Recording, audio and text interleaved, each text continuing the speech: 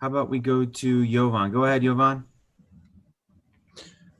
Hey, Doc, wanted to ask you about the pick and roll defense tonight against Jokic and Murray. You guys held them to combined 27 points and just the job you guys did against them.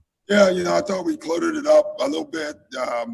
First quarter defense was not good, but then from that point on, I thought we really locked in, got into the ball, blew up a couple of their handoffs, but they're just so difficult, honestly.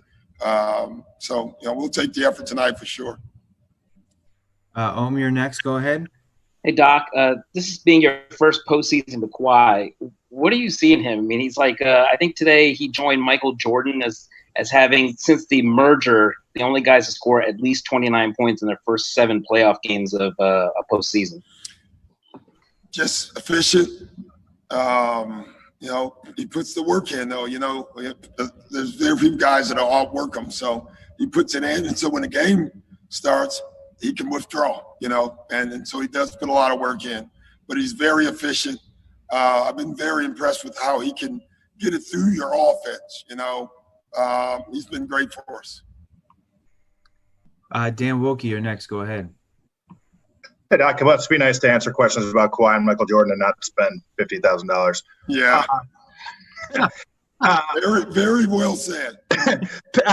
Pat Beverly played 12 minutes, but what is it just about sort of his aura or presence that seems to do something different to your team?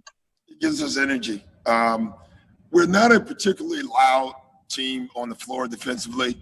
Pat is, in a lot of ways, with that starting lineup, he's a defensive captain with his voice. He calls out coverages.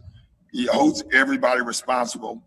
And to have that voice to start games is just invaluable. And then what it does, it just leaks over to the rest of the team. So when you see him playing like that and talking like that on defense, it helps the entire team. Doc, people, when they talk about Pat, almost exclusively talk about his defense, but this is a guy who shoots 38 to 40% from 3 every year. Stepped into 2 right away for you guys tonight. Were those tone-setting shots a little bit? Those were great, very much so, because he hadn't played. But I think people forget about his offense. He's a terrific, especially corner shooter, and he knows that, and he gets to those spots. So, good for him. Thank you, Dan. Just a quick note, Marcus Morris is up on the secondary Zoom link. Next up here for you, Doc, is Sandro. Go ahead, Sandro. Hey, Doc. Speaking of Marcus, what are your thoughts on his performance tonight? It was terrific. And that, I think, will get lost in his offense. But, man, I tell you, defensively and his passing and his spacing and being in the right place, he was a pro's pro tonight. Just very efficient. He played such an intelligent basketball game. It was great to see. Andrew, go ahead. Hey, Doc, after you guys wrapped up that first round, you'd mentioned that you felt like just kind of collectively the intensity was a little slow to wake up in that first round. Yeah. Was that something you revisited in the last 2 or 3 days with your guys about getting off to a faster start?